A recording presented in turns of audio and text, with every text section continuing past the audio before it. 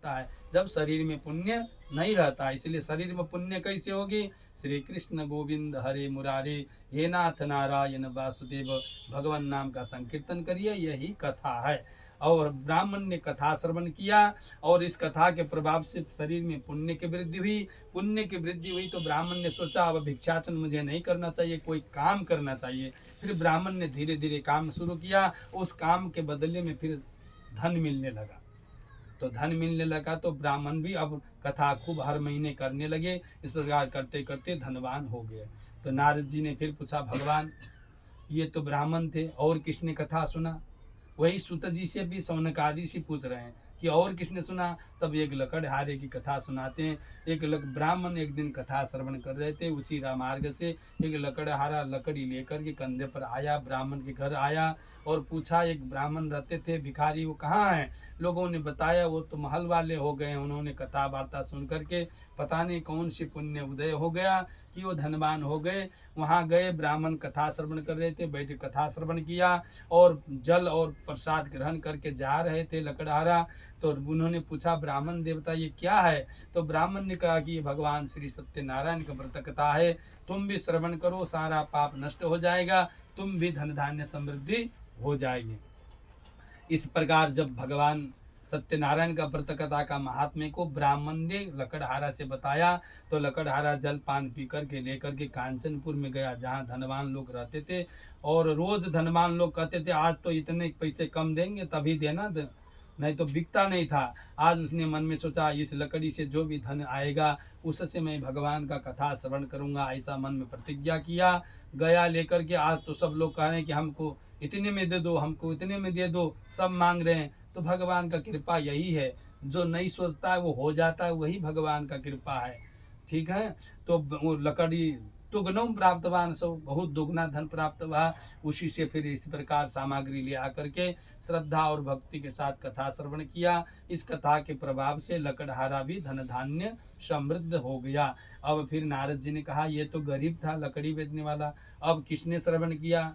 तो भगवान ने कहा कि अब सुनो, एक देखिए दुनिया में सबसे चतुर वाला बनिया। बनिया किसको कहते हैं? हम आप सब बनिया हैं। हम आप कैसे बनिया हैं? हम आप भगवान से कहते हैं हे भगवान हमको घर दे दो, गाड़ी दे दो, सब कुछ दो। हाँ, जब भगवान को देने की आती है तो कपड़ों सबसे घटिया ले आएंगे, धूपऊ सही नहीं रहेगी, घी सही नहीं लाएंगे। भगवान का अर्चन करने बैठेंगे तो सारा दुनिया भर का बात आएगा, ये करना है वो करना है। 10 मिनट भगवान के पास ही बैठे तो मन नहीं लगता है। क्या होता? इधर यहाँ काम करना, ये काम करना, जहाँ भगवान के वहाँ से उठे सब भूल गए, तो मन नहीं लगता। भगवान को हम समय दे नहीं सकते, इसलिए हम बनिया हैं। भगवान से खूब ज्यादा चाहते हैं लेकिन भगवान को हम शुद्ध प्रसाद भी नहीं चढ़ा सकते हैं, इसलिए हम सब बनिया हैं। बनिया कोई जात नहीं होता। 1 रुपया खर्च करके 100 रुपये कमाने की जो कला सीखता है उसको कहते बनिया। हम लोग भी वही करते हैं, भगवान को कुछ नहीं देते हैं और भगवान से सब कुछ जाते हैं। ऐसा कौन है जो नहीं मांगता? भगवान को सब मांगता है। तो बनिया की कथा है। एक समय एक राजा उल्कामुख नाम के राजा थे। वो धर्मपालक राजा, प्रजापालक, धर्मपरायण थे। तुंगभद्रा नदी के किनारे में बैठ कर के कथा सुन रहे थे। उसी मार्ग से वो बनिया जा रहा था। देखिए राजाओं का और बनियाओं का दोस्ती हुआ करती थी। वहाँ से नाव से उतरा, राजा के पास गया, पूछा महाराज क्या कर रहे हैं? तो उन्होंने कहा कि हम भगवान श्री सत्यदेव का कथा श्रवण कर रहे हैं। इस कथा के प्रभाव से ये मेरे जितने पुत्र पौत्र आदि हैं सब इन्हीं की कृपा से मिले हैं। संयोग से बनिया के कोई संतति नहीं थे, तो उसने भी मन में सोचा हे भगवान मेरे घर में भी संतति हो जाए, मतलब पुत्र पुत्री लड़का लड़की जो भी हो जाए, मैं एक भगवान का कथा अवश्य श्रवण करूँगा। ऐसा बोला। चतुर आदमी तो ज़्यादा ही ज़्यादा वो करता है, का हमारे घर में हो जाए तो कथा श्रवण करूँगा, ऐसा मन में प्रतिज्ञा किया। जलपान प्रसाद ग्रहण करके घर आया। अपनी पत्नी लीलावती से बताई कि देखो भगवान सत्यनारायण कथा करेंगे, हमारे घर में कोई बच्चा या संतति हो जाए, ऐसा कहा। अब लीलावती भी बहुत प्रसन्न हुई और 10 मास के भगवान की कृपा ऐसा हुई, 10 मास के पश्चात सुंदर कन्या प्राप्त हुई। उस कन्या का नाम ब्राह्मणों ने कलावती रखा। और फिर अब कन्या हो गई, नामाकरण हो गया। तो लीलावती ने कहा स्वामिन आपने कहा था कथा श्रवण करने के लिए, अब तो सुना जाए। तो फिर क्या करिए, बनिया कहता अभी तो कन्या का नामाकरण में इतना खर्च हुआ, फिर कमाएंगे तब सुनेंगे। तो हम लोग भी यही कहते हैं, कुछ कथा सुनने के लिए सोचा, नहीं नहीं फलाने दिन सुनेंगे, तो वहाँ से फिर वो हुआ, कहेंगे बाद में सुनेंगे, वहाँ से पैसा आ जाए सुनेंगे, जी गुरु लेकिन जी। कहते हैं सुनते नहीं हैं। गुरु जी से पिताजी हमारे हाँ। यही प्लानिंग हो रहा था कथा का, तो कह रहे थे कि अभी पूछ चल रहा है, पूछ में कथा कैसे सुनते हैं, ये है वो है, तो ये हाँ, तो ऐसा है ना, यस्मिन कस्मिन दिने मर्त्यो, यस्मिन कस्मिन, यहाँ कुपुस मार्ग से मतलब नहीं, जी गुरु जी। यस्मिन कस्मिन दिने मर्त्यो भक्ति श्रद्धा समन्विता। समन्विता। जी गुरु जी। जिस किसी भी दिन आप कथा श्रवण कर सकते हैं। दो चीज कथा के लिए चाहिए, भक्ति श्रद्धा, जी गुरु जी। इतने ही चाहिए, कोई दिन की आवश्यकता नहीं है। जी गुरु जी। लिखा है यस्मिन कस्मिन दिने मर्त्यो, जिस दिन श्रद्धा हो जाए। देखिए कथा दान कब देना चाहिए, कथा कब सुनना चाहिए, योग्य ब्राह्मण मिल जाए जी कथा गुरु जी। सुनने के लिए तुरंत दान कर दीजिए। योग्य ब्राह्मण, अच्छा ब्राह्मण मिल जाए, वेद पाठी मिल जाए, तुरंत दान दे जी दीजिए, गुरु जी। तुरंत पुण्य काल हो जाती है। कोई जरूरी नहीं पुण्य काल में ही दान दिया जाए, जी। अच्छा साधु मिल गया आप दान कर दो, वो पुण्य काल हो जाता है। जी। तो इस प्रकार हम लोग थे उधर। हाँ, कहा कि कथा सुनो, तो बनिया ने कहा मन जैसे नहीं मानता है, अभी रहने दो, थोड़ा बाद में थोड़ा वो हो जाए, धूप आने लगे, थोड़ा ठंडी चली जाए, फिर कथा जी सुनेंगे। गुरु जी। ऐसा नहीं करते हैं। तो उन्होंने कथा नहीं सुना। बनिया ने कहा अब हम कथा कन्या के विवाह में सुनेंगे। ऐसा कह करके कमाने चले गया, बहुत धन कमा करके आया, और कन्या धीरे धीरे बड़ी हो गई। उसका विवाह के लिए वर चयन किया, वर भी मिल गया, भगवान की कृपा से उसका कन्यादान भी हो गया। फिर लीलावती ने कहा अब कथा श्रवण करो, फिर टाट दिया, कहा कि नहीं नहीं अब जा रहे हैं हम दोनों ससुर दामाद खूब कमा के आएंगे। फिर उसके बाद कथा श्रवण ऐसा कहा करके चला गया। इधर घर में खूब पैसा रख दिया कि खूब दोनों माँ बेटी बैठ के खूब खाओ, कोई दिक्कत नहीं। वो कमाने के लिए चले गए, और वहाँ भगवान के भ्रष्ट प्रतिज्ञा देख करके बहुत दारुण कठिन हो ऐसा भगवान ने श्राप दे दिया। और इधर घर में जितना भी धन संपत्ति रखी थी सब चली गई। देखो अगर तो ही चीज धन का होता है, या तो उपभोग करो या तो दान पुण्य करो, रखोगे तो चल ही जाएगा। लोग को ज्यादा दे क्या करते हैं आज, बोल खूब पैसा रखेंगे और सोचते रहेंगे पैसे के बारे में।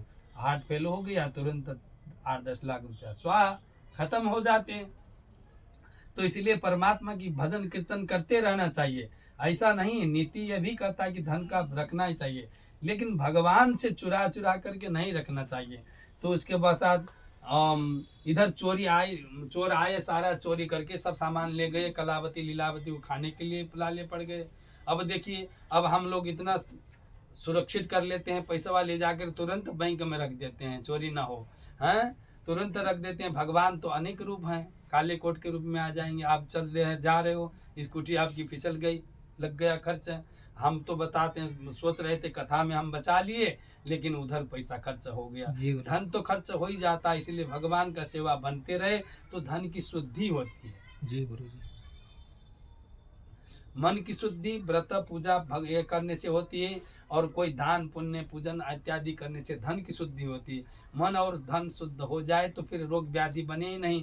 दोनों अशुद्ध हैं, इसलिए सारे रोग व्याधि इतने आके घिर जाते हैं, एकदम मनुष्य भगवान का भजन ही नहीं कर पाता है। इसलिए बड़े मन कर करके भगवान का अर्चन पूजन करना चाहिए, बड़े भाव से करना चाहिए।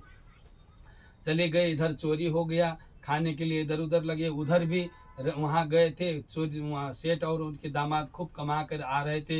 एक राजा के वहाँ चोरी हुआ, समझिए कि चोर आए और उनके वहाँ नाव में सामान रख करके अदृश्य हो गए। वो भी भगवान थे। नमः तस्कराय से, भगवान एक प्रकार के चोर का स्वरूप भी हैं, डॉक्टर का स्वरूप भी है, वैद्य का स्वरूप भी है, कुछ भी हो, पंडित का स्वरूप भी भगवान ही है। लेना हो तो ले लेना है। देखिए बहुत नहीं देगा तो ऐसे धूर्त पंडित को भेजेंगे, जाल में फंसा करके बटोर करके चला जाएगा, समझ में ही नहीं आएगा। देखिए भगवान कहीं ना कहीं से उतार लेते हैं। आगे चल करके राजा के सिपाही आए और दामाद और ससुर को ले गा करके कहाँ रख दिए, निगड़ बंधनात् नवद्वारे पुरुदेहि। हम आप भी जेल में हैं। देखिए हम आप स्वतंत्र नहीं हैं। स्वतंत्र होते तो बाल को कहते तुम काले ही रहना, सफेद मत होना। स्वतंत्र होते कहते हमको जवानी ही रखना, बुढ़ापे मत जाना। स्वतंत्र होते अपना खेत का गेहूं का आटा है 2-4 कुंटल बदल करके 2-4 कुंटल के एक ही दिन खा लेते, 6 महीना सो जाते। नहीं, स्वतंत्र होते, 2-4 टंकी पानी पी लेते हैं, ये भी नहीं। प्रकृति का नियम है 4 रोटी बहुत खाओगे 10 रोटी, जी गुरु उससे जी। ज़्यादा खाओगे तो गोली खाना पड़ेगा। हाँ, पता चला बीमार पड़ गए। इसलिए हम कारागार में हैं। दर्द, कहीं चोट लगती है तो दर्द होता है, रोते हैं। कई कभी खुश होते हैं, कभी पैसा मिल गया तो खूब खुश हो गए, नाच गान करने लगे। तो हम एक प्रकार के कारागार में हैं। हमारे शरीर में भी 9 द्वार हैं और बीचों बीच में ये हृदय में बैठा हुआ यही नारायण है। जब जब ये धुक धुक करता है तब तक हम तेरा मेरा ये चलता है। जिस दिन ये बंद हो गया कुछ नहीं। तो हम सब भी कारागार में हैं। तो कहने का मतलब सत्यनारायण व्रत कथा कारागार की चर्चा कर रहा है, तो हम सभी की कारागार की कर रहे हैं। हम मनुष्य भी कारागार में हैं। हमारे बस में कुछ नहीं है। हम अपने शरीर को तक नहीं कहते, नक से नहीं कहें बढ़ो मत, ये भी बढ़ जाता है। केस से कहेंगे बढ़ो नहीं, बढ़ जाता है। सब कुछ हो रहा है, हम लोग कहीं समझ नहीं पा रहे हैं, जी कर गुरु नहीं पाते हैं। एक प्रकृति का देन है, चाहे पूर्ण परमात्मा का शरीर है, इसमें हम कुछ भी नहीं कर सकते हैं। रोग व्याधि कौन चाहता आ जाए, लेकिन आ जाते हैं, कर्मवशात आ जाते हैं। इसीलिए हमारे बस में शरीर भी नहीं है। जिस प्रकार को निकट बंधनात् वो 9 द्वार वाले कारागार में ले जाकर रख दिया, उसी प्रकार मनुष्य भी कारागार में बैठा हुआ है। एक ही सहारा है, श्री कृष्ण गोविंद हरे मुरारे हे नाथ नारायण। भगवान का ही सहारा है और कोई नहीं। सब छोड़ते चले जाएंगे, पिता माता थे छोड़े गए, भाई बंधु धीरे धीरे अपना भी चले जाना होता है। सहारा ये ग्राम होते हैं, कोई किसी का सहारा नहीं होता है। इसीलिए कर्म अच्छे होने चाहिए। 2 दिन के लोभ लालच के कारण हम कर्म को बिगाड़ दें और इस जन्म जन्मांतरीय पापों में आकर के 10-8 गोली खा खा करके जीने से अच्छा तो कमई जिए, परमात्मा के शरण में रहें। तो इस प्रकार निगड़ बंधनाथ राजा ने वहाँ कारागार में डाल दिया। जी। और इधर कलावती लीलावती भी खाने के लिए इधर उधर भटकने लगी। एक दिन कलावती कहीं जा रही थी, मंदिर में भगवान श्री सत्यनारायण कथा हो रहा था, वहाँ बैठी कथा श्रवण की। उस कथा का प्रसाद लेकर के घर आई, रात हो गई। माता ने पूछा कीमती